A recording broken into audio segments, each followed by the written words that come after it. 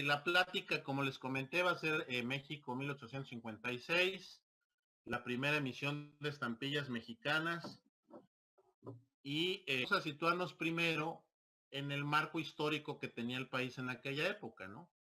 Como todos sabemos y como estudiamos en la primaria, la parte más complicada de México se da en los primeros 40 años de su historia.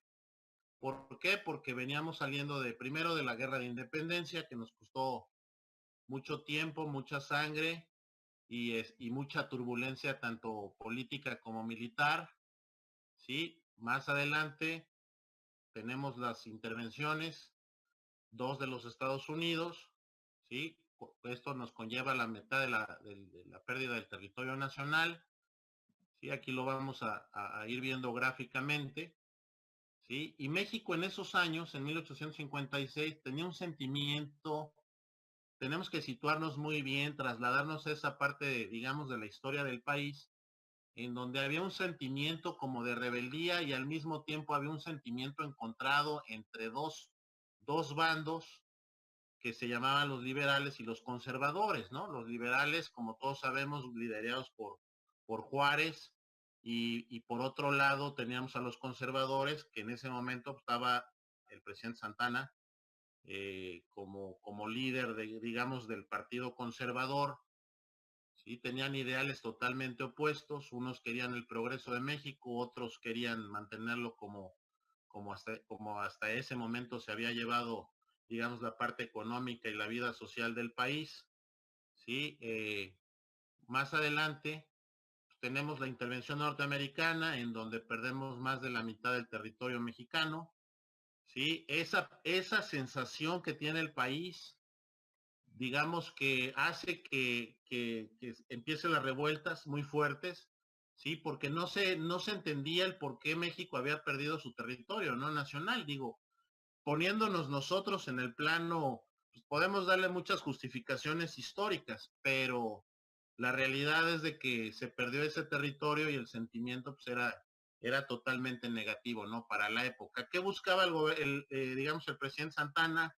Pues mantener el país, sí, a toda costa, y obviamente él mantenerse en el poder, él pensando que íbamos a darle, digamos, en un momento dado, estabilidad económica y moral y política al país, pero la realidad es de que no fue así. Él en 1853, bueno, en el 47 perdemos todos estos territorios, aquí se ve claramente cómo perdemos, ¿no?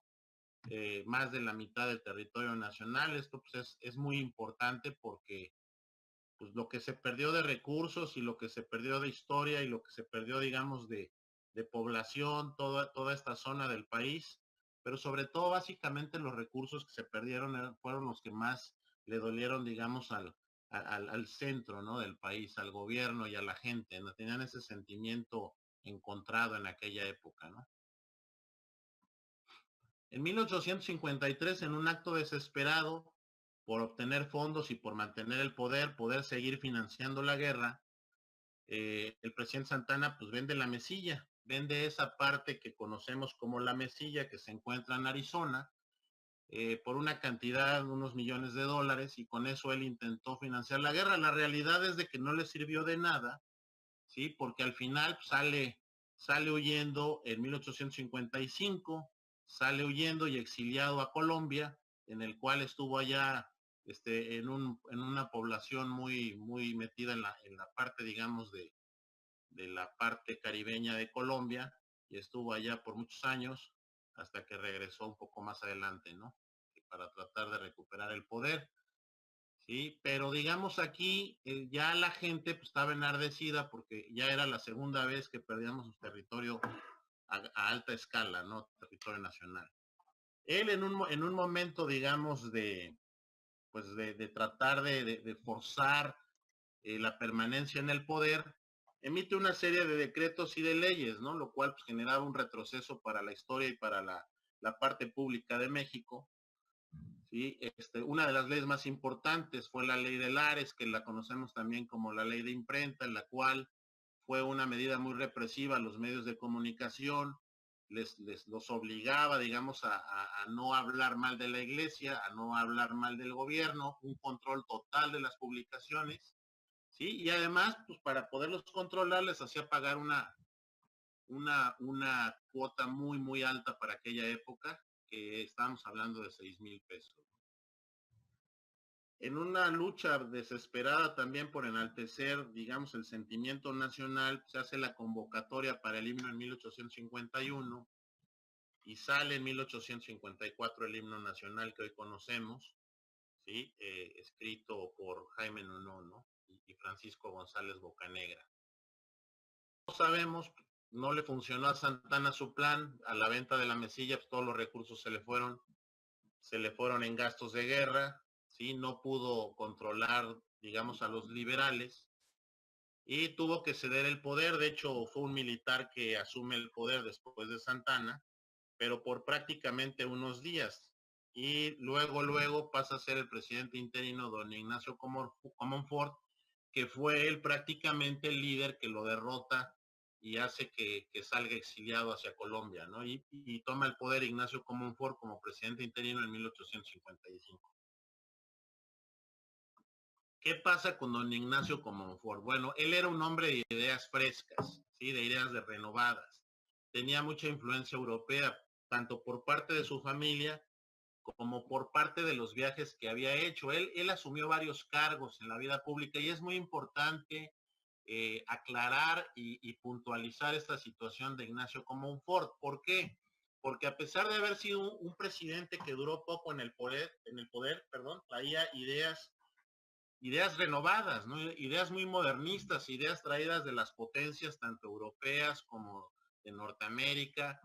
Tenía varios amigos y amistades en varios países, tanto centroamericanos como sudamericanos, como del Caribe. Y es él en un acto de control y en un acto de desesperación para poder ajustar las finanzas públicas y hacer que el erario tuviera, digamos, fondos positivos en las arcas, es que emite una serie de decretos y de leyes en la cual de los timbres de 1856. Poco después, en el mismo marco histórico, cuando arrancan los primeros timbres de México, asume Juárez el poder en 1856, 57, ya él ya es presidente y lo primero que hace Benito Juárez, ya los timbres ya estaban en circulación, lo primero que emite es la Constitución Política de 1857. ¿Qué trae con esto? Pues trae un país de leyes, trae un país que ya va a arrancar en la modernidad, o por lo menos eso es lo que él esperaba, ¿sí? Con estos tipos de leyes, ya él prácticamente afianzaba, ¿no? Su poder. Aquí no sé, él es prácticamente el precursor de esta constitución. Y luego empiezan los 3 años de guerra, lo que ya conocemos como las guerras de reforma o la guerra de los 3 años, en donde tanto los conservadores como los liberales pelean por el poder, el país está dividido, como todos sabemos, ¿sí? Y es aquí, en este periodo, en donde nos situamos con las primeras estampillas de México. Un poco el tema de don Ignacio Comonfort, él, con el decreto ley de 1856, utiliza este decreto para el uso obligatorio de estampillas de Correos de México. ¿Por qué? Por lo que les platicaba antes, la influencia que tenía él, tanto europea, sus amigos en Estados Unidos, en el Caribe, sobre todo en Cuba, porque él estuvo por allá, hace y le dan la idea para él instalar e instaurar este sistema de correos. Ya la casa de moneda ya había en 1852, ya tenían sus manos, digamos, la parte de correos, ¿no? El control de esa parte de correos. ¿Qué ganaba con esto? Pues una mejor contabilidad y un registro muy bueno para el uso y servicio, ¿no? De las cuentas públicas. La primera influencia que él tiene, pues es obviamente la del penique negro, ¿sí? Ya en 1840 nace la primera estampilla a nivel mundial y él se da cuenta que el control es mejor de cobrar el porte antes, digamos, que el remitente lo pagara y simplemente el destinatario iba a recibir su correspondencia. Obviamente tenía un costo de producción, pero era infinitamente inferior digamos, a las pérdidas que tenía por cobrar en destino las cartas, ¿no? Porque mucha gente pues siempre trataba de ahorrarse ese dinero y no pagaba las cartas, no las recibía y entonces la devolvían y se quedaban en rezagos y eran pérdidas para el erario público, ¿no? La otra influencia que él tuvo fue en 1847, cuando salen los primeros timbres de Estados Unidos. Nosotros teníamos y vivíamos una época de intervención. Él se da cuenta y todo su equipo de gente se dan cuenta que ya los norteamericanos también traían el sistema postal prepagado y es así como él dice, bueno, si estas personas lo tienen así, pues ¿por qué México no, no? También la influencia que venía de España, obviamente, a pesar de que nosotros ya habíamos expulsado a los españoles, habían todavía muchas familias no españolas en México casadas con mexicanas, españoles casados con mexicanas, hijos ya nacidos en México, en fin, y había mucha correspondencia de España. España emite su primer timbre en 1850 y es a través de la influencia en Cuba, dado que toda la correspondencia que venía del exterior en aquellos años venía vía La Habana, es que nos damos cuenta también que el Caribe, el país caribeño y la corona española ya también estaban usando el timbre postal, ¿no? Y Sudamérica siempre se nos adelantó en 1843. Ya Brasil ya también contaba con los primeros timbres postales, son los segundos, de hecho, los terceros en emitir timbres a nivel mundial. Siempre estuvieron en la vanguardia en todo lo que era materia marítima, materia postal, sí, dado sobre todo la influencia portuguesa y sobre todo también porque era un país totalmente controlado por Portugal y eso les daba a los brasileños la pauta y la batuta en el tema filatélico y postal de esos años, ¿no?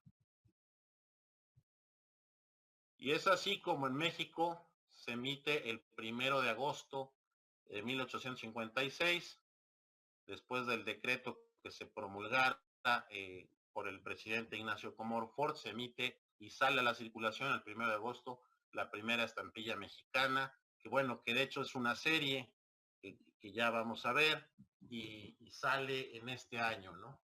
Y obviamente pues esto trajo un control mucho mayor para las finanzas públicas en la parte postal, ¿no? Aquí vemos, digamos, este es uno de los edificios de lo que sería el correo de aquella época. Me parece, digo, porque la foto no se ve muy bien, pero me parece que estamos hablando de la segunda o la tercera casa ya de correos, ¿no? Me parece que es la tercera más que la segunda, porque la cuarta y la quinta, bueno, como sabemos, la cuarta la inaugura Juárez y la quinta fue Porfirio Díaz en el Palacio Postal en México. Y es aquí en este tipo de máquinas, ¿sí? Que se llaman tórculos, donde se imprime la primera estampilla postal mexicana. Esta parte de impresión, la verdad es de que es un tema adicional y es un tema muy profundo que si gustan ustedes en algún momento dado la estudiamos a profundidad.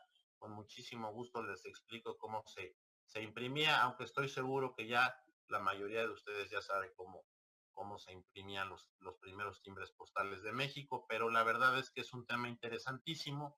Era mucho trabajo artesanal y era un trabajo muy delicado, un trabajo que difícilmente hoy se podría lograr y es así como en aquellos años nuestros artistas y nuestra gente, digamos, podía trabajar y hacer este tipo de pequeñas obras de arte, como les llamamos. El 1 de agosto, el director del correo recibe la instrucción de poner en circulación los primeros timbres de México. Aquí vemos a don Guillermo Prieto, que era el director de correos. Don Guillermo Prieto, un hombre, la verdad, de mucha calidad y de mucho valor humano. Fue un hombre que siempre estuvo en la vanguardia también, siempre buscando que el país progresara. Tuvo distintos cargos públicos, fue ministro, fue subsecretario, bueno, en aquellos años no se llamaba subsecretario, pero fue viceministro de comunicaciones, vaya, pasó por distintos cargos y esta es la primera carta, digamos, que se conoce con el primer día de uso de circulación, como lo pueden ver aquí, 1 de agosto de 1856, va por una parte que se le llama por extraordinario, que no es otra cosa más que decir como un servicio express, ¿sí? Y va de la Ciudad de México a la Ciudad de Veracruz. Esta pieza, la verdad, tiene un valor incalculable, no tanto por el valor económico, sino por el valor histórico que tiene por el simple hecho de haber sido el primer día de circulación, ¿no? Obviamente, para nosotros poder imprimir, al igual que en la parte moderna, como lo hemos mencionado varias veces entre coleccionistas, se tenían que presentar las pruebas. Las pruebas se tenían que presentar por varias razones. Primero, para que el director de correos pudiera apreciar lo que se iba a imprimir. ¿Por qué? Porque si bien es cierto que se había derogado la ley de Lares, no se podía por ningún concepto emitir algún tipo de impreso o algún tipo de publicación sin antes el consentimiento del director o en este caso de cualquier ministro.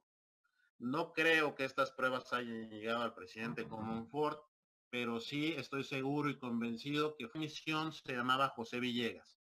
Todo el mundo conoce a José Villegas como el grabador de la primera emisión, pero nadie sabe lo que realmente era José Villegas. José Villegas era un hombre que, aparte de ser el jefe de la oficina del sello de estampa e impresos del gobierno, como se llamaba en aquel momento la oficina o talleres de impresión de estampillas, lo que hoy conocemos como TIEP, él era un artista, un artista empedernido. A él le encantaba el grabado y a su vez él, aparte de haber hecho este diseño de Miguel Hidalgo, se le conocen muchas otras pequeñas obras, pequeños grabados que hacía para precisamente el Estado mexicano en aquella época, ¿no? Entonces era un personaje que, si bien es cierto, fue controversial después, fue muy importante en la parte, digamos, histórica del 1856 en la emisión de Hidalgo. Sí, aquí está la primera prueba de color del 2 reales. Esta no fue autorizada. Fue un color que no le gustó a don Guillermo Prieto. Prefirió al final que quedara el verde del 2 reales y este quedó pues como prueba de color, así como pasa hoy en día. Imprimen las estampillas, bueno, salen a circulación varios valores. ¿Por qué? Porque obviamente el correo, al igual que había sucedido en la parte prefilatélica, ¿sí? Dependía mucho del peso y de la distancia, era el valor correspondiente a pagar, ¿no? El importe a pagar era fundamentalmente esos dos, era distancia y peso, al igual que hoy por hoy. O sea, esto no ha cambiado en los últimos prácticamente 200 años que tenemos de historia del correo, ¿no? Aquí tenemos el medio real, es la denominación más pequeña, luego el primero, el 1 real, el 2 reales, ¿sí? Tenemos el 4 y el 8 reales. Todos los grabados tenían la misma efigie, la efigie del padre Hidalgo, ¿sí? Del cura de Dolores, que si bien es cierto, pues es el padre de la patria, y qué mejor imagen para definir la primera emisión por el contexto en el que vivíamos, que necesitábamos sentir que teníamos un México libre, un México independiente y un México sobre todo que iba en dirección a la modernidad. ¿Qué pasa en México? Situándonos en el contexto histórico que les acabo de mencionar, México vivía en un país de revueltas, ¿sí? Era un país que estaba dividido por ambos bandos. Conservadores de un lado tenían dividido al país y liberales por otro controlando otra parte del país. Asimismo, como todos sabemos, siempre no falta quien vaya a hacer sus maldades. ¿Por qué? Porque al no haber un control total, pues salen de la nada forajidos y salen gentes indeseables que obviamente pues se robaban las estampillas, ¿sí? ¿Por qué se las robaban? Porque mucha gente no lo ubica. Bueno, ¿para qué querían esos pequeños pedazos de papel? En esa época en México, el timbre postal tenía tanto valor como si fuera un billete de dinero. ¿Qué quiere decir esto? Que tú podías llegar con esos timbres, llegar a otra parte del país y cambiarlos por dinero en cualquier oficina postal o alguna persona que fuera a usar digamos, el correo, el servicio de correos. Entonces era muy fácil y muy vendible y por eso la gente trataba siempre de robar al correo o de hacerle algún tipo de fraude. ¿Qué dice el gobierno central? Dice muy fácil, vamos a controlar los envíos, vamos a controlar a las poblaciones, lo que vaya a recibir cada población se va a contramarcar con el nombre de la población, que es lo que estamos viendo aquí. ¿Sí? En este caso, pues, estamos viendo una pieza de Marabat. Es muy importante que digamos situarnos tanto en el marco histórico, pero ver también la belleza de las piezas y la rareza de las piezas. ¿Por qué se vuelven las piezas tan escasas y tan raras? Por el hecho de que precisamente el gobierno decide sobrecargarlas, volviendo a cada una de ellas quizás únicas. ¿Por qué? Porque cada distrito era diferente. Si se dan cuenta ustedes aquí, cada golpe del linotipo es totalmente diferente el uno del otro, y eso en una colección altamente especializada pueden ser dos piezas totalmente diferentes. Aquí las podemos ver que son, que digamos que es de la misma pieza, es una pareja, no está cortada, y esta es una pieza realmente muy rara. El gobierno, como les venía contando, pone a todas las estampillas, les pone sobre marcas. Todos los distritos, todas las ciudades importantes del país, si se dan cuenta, tienen los nombres de distrito. Incluso se dieron el lujo de ponerle algunas oficinas postales alternas que ayudaban a las oficinas principales a ponerles también el nombre de Guadalupe Hidalgo, que es una oficina alterna que ayudaba, que es Polotitlán.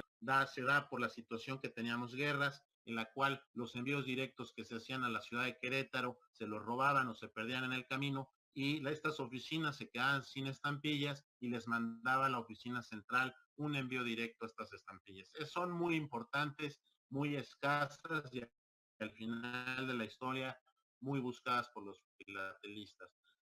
Aquí están viendo una pieza de Jamiltepec, Oaxaca, con un grado, la verdad, de belleza único. La cancelación y las cancelaciones en México, que eso sería un tema también de estudio adicional, son muy bellas. Prácticamente son las más hermosas de la filatelia mundial.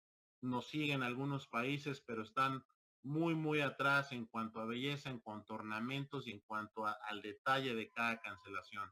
Es la verdad una delicia y un deleite ver estampillas mexicanas en cartas y en fragmentos cuando se aprecia la colección y la cancelación completa. Carta también fantástica del distrito Tampico es una carta que va a Nueva York, a la ciudad de Nueva Orleans, y de ahí se va por vía terrestre a Nueva York, ¿sí? Y con un porte alto de aquella época, estamos en el porte internacional y eso lo vamos a ver más adelante, pero la belleza de esta pieza también, vaya, es singular. Sí, tenemos otras oficinas muy raras como Texcoco, Tixla, muchos amigos míos filatelistas y clientes en un momento me preguntan cómo nosotros podemos saber las rarezas sin necesidad de consultar a los catálogos. Bueno, regla de oro es prácticamente todas las T's, todos los distritos que llevan T's prácticamente son muy raros, tienen un factor de rareza de 3R, lo cual quiere decir que es extremadamente raro, salvo Tampico y Tabasco, que son ciudades principales con una belleza en las cancelaciones, la verdad, singular. Prácticamente, si nos damos cuenta, el país estaba muy bien controlado en lo que era materia postal. Esto se debía a una directriz del gobierno, tanto de Ignacio Comonfort y tanto del gobierno de Juárez, en la cual querían controlar a toda costa a dónde iban y a dónde venían los dineros, ¿no? Aquí tenemos una selección de piezas del distrito de Veracruz, donde podemos apreciar tanto las cancelaciones como el distrito. Si se dan ustedes cuenta, las cancelaciones, al igual que el distrito, son prácticamente muy hermosos. Ahora bien, en la parte de impresión, esta es una de las primeras emisiones a nivel mundial que tiene distintas dimensiones y distintos tamaños de placas. ¿Qué queremos decir con placas? Bueno, lo más importante para uno poder definir la placa es precisamente la dimensión que tiene la estampilla y un conjunto de estampillas en la planilla. La primera placa da como resultado una planilla de 60 estampillas. El espacio entre timbre y timbre de manera vertical es de 6 milímetros. Así nosotros vamos a poder saber cuando tenemos una estampilla de placa 1, porque la es de 6 milímetros. Aquí estamos viendo un bloque de 30, es la mitad de una planilla de la primera emisión de México, una pieza espectacular. Se conocía que esta pieza era una planilla completa, pero por alguna causa, un coleccionista de nombre John Bash la cortó a la mitad. Todos creemos que fue para complacer a alguno de sus amigos, que le ha de haber insistido, así como a veces nos pasa entre amigos, oye, dame la mitad de tu hoja, pero la realidad, la planilla bloques, un bloque de dónde está. Si nos damos, vaya, de un alto grado de definición, el grabador José Villegas, la verdad, de manera vertical, en la zona donde estoy punteando aquí con el láser, es de 3.6 a 4.29 milímetros de separación en la vertical.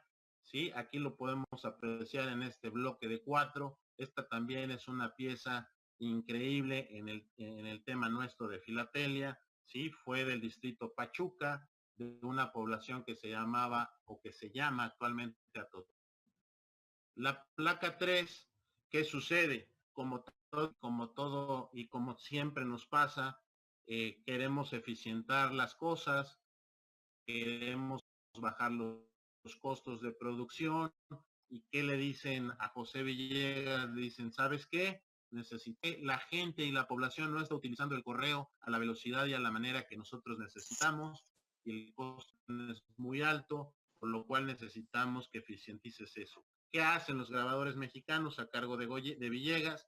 Le dice, vamos a meter, en lugar de que sean 60 estampillas, vamos a meter 190, vamos a producir más, y al final de la historia eso le va a ir una arte muy buena porque se conserva, pero sí tiene ligeros toques y tocan los ornamentos, los recortes que se hicieron aquí, lo pueden ustedes apreciar, pero no deja de ser una muy buena pieza, una tira de 4 del distrito Oaxaca con la cancelación de caja de Oaxaca del fechador de época. Y aquí podemos apreciar las tres placas juntas. La placa 1 siempre por lo general majestuosa, con sus márgenes muy amplios y muy buscada por todas las personas que coleccionan primeras emisiones, no solo de México, sino del mundo. O sea, que también temeros, competencias hermosas, los carteros de aquella época. ¿Qué pasaba en esa época? También, como les mencionaba anteriormente, las cartas tenían que viajar al igual que hoy por medio de pesos y de distancia se calculaba el valor del porte.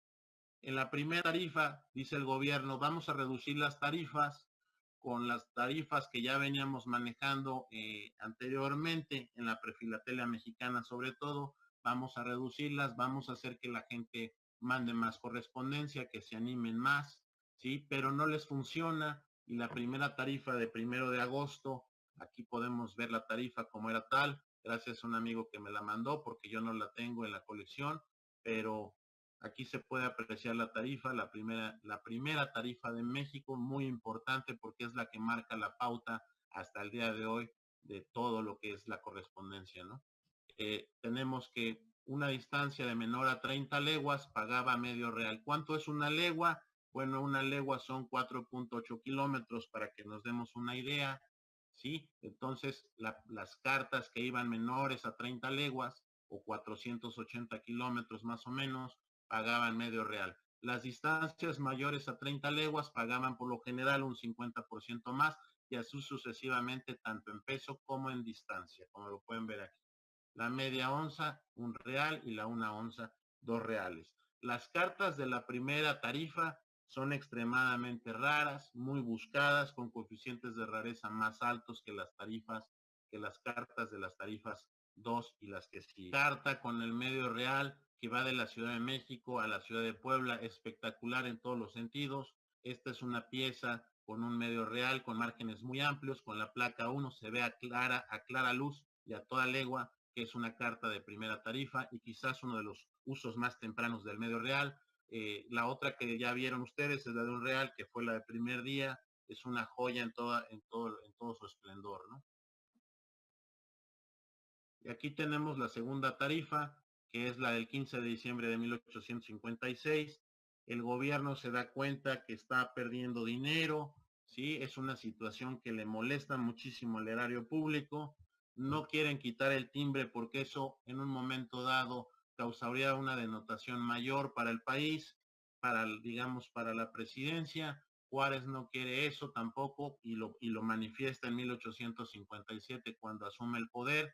Todo está puesto para que la modernidad de México se dé a partir de la década de los 60, pero como todos sabemos, tuvimos intervenciones francesas y eso ya no se pudo dar, sino es hasta la época de los 1870, cuando México ya empieza a ver un camino a la modernidad más real. ¿Sí? Y aquí tenemos que las tarifas se van prácticamente al doble o incluso más. ¿Por qué? Porque suben las tarifas de 16 leguas, hasta 16 leguas se van a un real, cosa que en la primera tarifa iban hasta 30 leguas medio real, entonces prácticamente la tarifa se va a más del doble y hasta 4 y 5 veces más, pero era la única manera de mantener la parte, digamos, de envíos del correo en esta época. Y aunado a esto también vemos que el correo da una tarifa nueva a los correos certificados con un 8 reales. ¿Cuánto era 8 reales? Un campesino en México en aquella época ganaba 2 reales. ¿Qué quiere decir esto? Que la mayoría de las personas no podían escribir y mucho menos sabían leer. Entonces es prácticamente un sistema de envíos y de correos que querían masificar, pero también la población mexicana no estaba preparada en ese momento para utilizar el servicio de correos de aquella época. Aquí tenemos una pieza de la segunda tarifa de 1856, una pieza de 2 reales del distrito Guadalajara, ¿sí? Con una cancelación franco de Ameca que va a Guadalajara usando un porte de 2 reales. Si se dan cuenta, la verdad era mucho dinero en aquella época, pero se tenía que usar, era obligatorio. Aquí vemos una pieza con un 8 reales certificada, es una pieza que estuvo fuera de México muchos años, creo que en este momento ya está en México otra vez. Prácticamente toda nuestra historia postal de este tipo de piezas fueron, digamos, o salieron de nuestro país, tanto por distintas causas, por intervenciones, por coleccionistas que las compraron en su momento, por el interés del coleccionista también, y muchas de estas piezas poco a poco, como mencionaba nuestro amigo Benjamín en la sesión pasada, ya se han ido repatriando poco a poco. No se rompe el dado, no se rompe, digamos, la imagen. Lo que se rompe es la placa que hace y genera este efecto de guardar la tinta y hace un efecto aquí como si estuviera rota. Pero es prácticamente el cromo el que se rompe y no la placa como tal. Sí, también tenemos dentro de las variedades de México, en esta emisión tenemos lo que le llaman los coleccionistas en el lenguaje coloquial como un doble transporte, que no es otra cosa más que la impresión que se pega un poco al dado de impresión, al dado maestro, se pega un poco y hace un ligero movimiento, en este caso de sur a norte, y se ve aquí como si fueran dos impresiones en una, pero realmente es una, que a la hora de que se levanta el papel se repega al dado maestro de impresión y hace ese efecto como si fueran dos veces que se le pegó. Sí, aquí vemos muy claramente cómo está la doble impresión. No sé si lo logren apreciar bien. Se ve así incluso como borroso, como si estuviera relleno el círculo, ¿sí? Pero no es otra cosa más que una doble impresión que acá se ve de mejor forma en toda esta sección. ¿sí? E incluso en la parte de arriba también se alcanza a apreciar cómo se recorren las posiciones. ¿Sí? Y la doble impresión, que también es muy buscada por los filatelistas, porque es un error que normalmente aparecen, vaya, uno en cada plancha, y eso si bien nos va. ¿Cómo se da esto? Muy sencillo, se pone la hoja, se pone una arriba de la otra, el papel está todavía húmedo, la tinta está fresca y causa este efecto que se llama doble impresión o impresión fantasma. En algunos países la conocen, los americanos la conocen como double print o sí, como más bien como double print. Aquí podemos apreciar muy bien, muy claramente cómo se da este efecto, y aquí en la pieza completa es en este lado donde se puede apreciar la doble impresión. ¿Sí? Esta pieza también es muy buena, es de la placa 1 del distrito Tula, ¿sí? Esta pieza es de Puebla, del distrito Puebla, también placa 1, y esta pieza es del distrito Mazatlán. Y también muchos buscan la impresión espejo.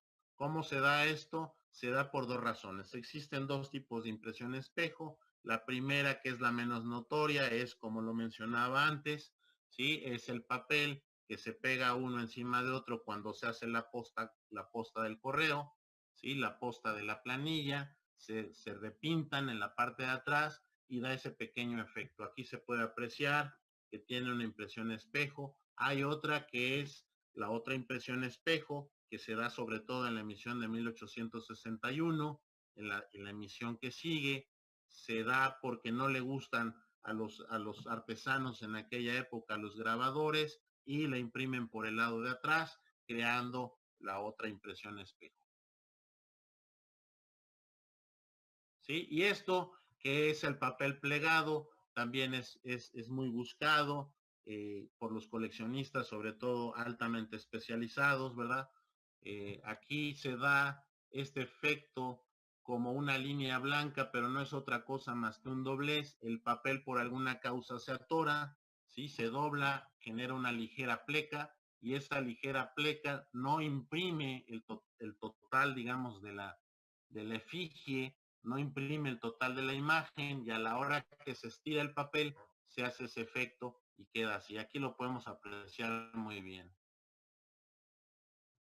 Vamos a regresar un poco para que se pueda apreciar esta pieza. Digo, esta pieza está muy, muy impresionante como se ve, circulada, y va de Guadalajara a Lagos, que también es una población en el distrito de Guadalajara. ¿Sí? Y otra muy buscada también por los coleccionistas de la primera emisión es la marca de agua de costura. El papel en ese año no tenía marca de agua, no es como en las emisiones posteriores, el papel no se importaba y se tienen datos de que el papel era nacional, pero ¿qué sucedía a la hora de montar el rollo de transferencia? ¿Sí? Era un rollo que estaba recubierto de cuero, ese rollo tenía una costura en la última parte del rollo para amarrarlo al master roll, al rollo maestro, y a la hora de que daba la vuelta en el tórculo, generaba ese efecto como de líneas que ustedes pueden apreciar aquí, unas pequeñas líneas que a contraluz, esta estampilla se tomó la fotografía a contraluz, se pueden ver algunas líneas aquí blancas, que pareciera y da un efecto como de marca de agua, pero no lo es en realidad, sino que es una marca creada a posteriori, y es la marca de agua de costura que se le conoce, o Stitch Watermark para los coleccionistas en Estados Unidos y el mundo. ¿Sí? Y la otra gran rareza de la filatelia mexicana en la primera emisión es la omisión total del ornamento, cosa que no le gustaba, por supuesto, a los grabadores. Tenían o trataban de tener calidad en su trabajo. No eran, por decir, es raro encontrar una mala calidad en el trabajo de aquella época, si es prácticamente nulo. sí, pero aquí por alguna causa se les pasó, la presión de los dados y de los rodillos no fue la adecuada en esa posición de la hoja, no se imprime el ornamento y por lo cual se considera en la filatelia como una omisión de impresión. Sí, aquí lo podemos ver en una estampilla de placa 3 del Distrito México, sí, en el medio real. Bueno, que como México ya en esos años ya teníamos correspondencia con el exterior, como lo venía mencionando al principio, sí, tanto con las Antillas como con Estados Unidos, como con Europa vía las Antillas, vía Cuba, sí. Obviamente estas cartas circularon no nada más en el país, sino también circularon a distintas partes del mundo. ¿Sí? ¿Y cómo circulaban? Bueno, circulaban por estos barcos que se denominan barcos de vapor, que por lo general eran manejados a través de los tratados marítimos por España, Francia e Inglaterra y posteriormente por los Estados Unidos de América. Y aquí podemos ver una foto muy clara de una carta que va de México, llega a Veracruz, llega al consulado de Inglaterra en Tampico, que también ese consulado fungía, al igual que en Veracruz, como una oficina postal británica. Sí, la carta era recibida ahí y ya una vez que recibían ahí la carta, la subían al vapor que vieron ustedes anterior, al barco, y este barco las llevaba a Europa. En este caso viajó, sabemos que viajó por barco británico porque las marcas y las cancelaciones que tiene esta pieza son de barcos británicos y de la oficina postal en Veracruz. Esta carta va a Vía La Habana y lo podemos saber porque dice aquí Indias, que no es otra cosa que las Antillas, ¿sí? Y se contramarcaban en La Habana y tenían que pagar un porte en destino porque no se reconocían las estampillas mexicanas, todavía en ese momento no se reconocían en otros países, por lo cual se manejaban las cartas como en años atrás, en la prefilatelia, en donde de la carta. Esta carta va a España.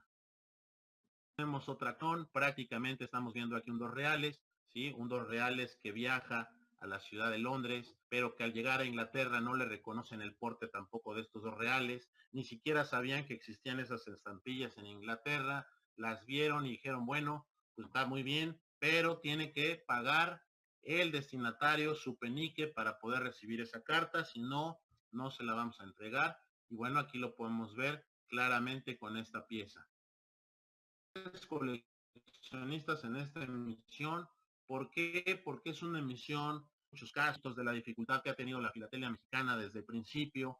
Lo podemos ver incluso hoy en día, esa dificultad, pero al mismo tiempo ha sido una mina de oro digamos, en investigación, y lo podemos ver, tenemos al Conde Ferrari, a Samuel Chapman, a Franco Banotti, a Albert Quast, a Smith Fayol, a Caspari, a Chasques, a Schimmer, a Leo Corbett, a Ochfeld, a Broniman, a Yareski, a Alex Wu, a Mazepa, a John Bash, que han escrito, han hecho muchos libros, ¿sí? A través del tiempo y a través de todos estos años, ellos nos han compartido sus conocimientos y han hecho muchos estudios de investigación, y la verdad es de que la filatelia mexicana se ha enriquecido de ellos y también se ha enriquecido de los grandes coleccionistas mexicanos como Salvador Gerrasti, Eduardo Aguirre, Alfonso Noriega, José Cosío, Emilio Obregón, Roberto García Larrañaga, Isaac Bacal, Boris Rubio y muchos más que actualmente me imagino están aquí con nosotros en la conferencia, pero que por motivos de confidencialidad no los podemos mencionar, pero que también han hecho un gran aporte a nuestra filatelia nacional y sobre todo han estudiado muchísimo estas emisiones, se han encontrado archivos a través del tiempo que nos han dado la pauta para poder conocer la historia más de nosotros el día de hoy. Cuando platicamos de las primeras emisiones de México, me dicen, Jorge, ¿a dónde vamos? La filatelia está muriendo, la filatelia está creciendo, ¿dónde estamos? ¿A dónde vamos? Yo les puedo garantizar por la experiencia adquirida a través de los años en este mundo y a través el conocimiento de mucha gente que ha coleccionado a nivel mundial esta emisión, que hoy hay más coleccionistas que ayer. Hoy tenemos más coleccionistas cuando el grado de rareza de estas piezas sería lo mismo a decir que de la emisión actual, alguna emisión moderna, se imprimieron 6,000 piezas y de las cuales esas 6,000 se enviaron 600 a la ciudad de Victoria y de esas 600 se conoce este blog de 4 nada más. Entonces, sí se puede definir que es una pieza rara y cuándo es rara y cuándo no es rara, ¿no? Y aquí tenemos un 8 reales en bloque de 4, único conocido también, sin nombre de distrito. También tenemos que las piezas son raras por el porte. ¿A qué me refiero con el porte? Quiere decir que el porte cuando es más alto es más raro, al igual que hoy los paquetes que se hicieron en aquella época, las cartas con portes muy altos de aquella época son muy escasas, por lo general desaparecieron con el tiempo, ya no se encuentran en archivos, no se encontraron en aquella época, los que se pudieron rescatar son pocos, han sido buscados, siempre han estado en subastas. Nos ve una carta espectacular, una carta que manejaban los gobiernos, aquí la está manejando la jefatura de Jalapa, y que no es otra cosa más que una oficina de gobierno dirigida a la ciudad de Veracruz, al gobernador del estado, y me imagino que contenía algún legajo o algún documento o documentos muy importantes para haber pagado un porte de este calibre. ¿Sí? Aquí tenemos otro, uno de los principales clientes del correo en aquella época era precisamente la Lotería Nacional. Aquí podemos ver que esta pieza contenía y transportaba billetes del sorteo, ¿sí? Del 139. Obviamente era una pieza que tenía que arribar a destino, por eso tenemos aquí la certificación, ¿sí? Para poder conocer y saber la llegada de esta carta.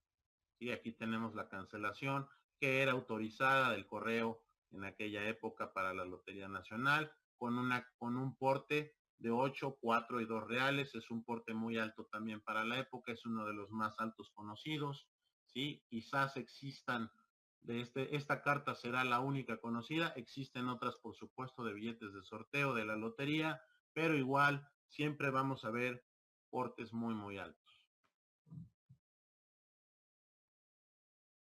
Y otro punto muy importante para definir la rareza de una pieza es por el origen de esa pieza. ¿Sí? Aquí estamos viendo un envío que se le hizo a San Felipe del Obraje, una cancelación ornamental muy bonita, desafortunadamente tapa toda la efigie de Hidalgo, pero aquí lo importante que podemos apreciar es que va de una población que el día de hoy en México prácticamente pues, habrán unos cuantos habitantes, ¿no? Hasta el día de hoy. Y por su destino. ¿Por qué por su destino? Porque así como fue raro el origen y determina la rareza, también a dónde va es muy importante determinar y saber que es una pieza muy rara. En este caso estamos viendo una tira de 3 de 1 real, ¿sí? Con la cancelación de diamante de la Ciudad de México vía Nueva Orleans por un barco de vapor norteamericano, ¿sí?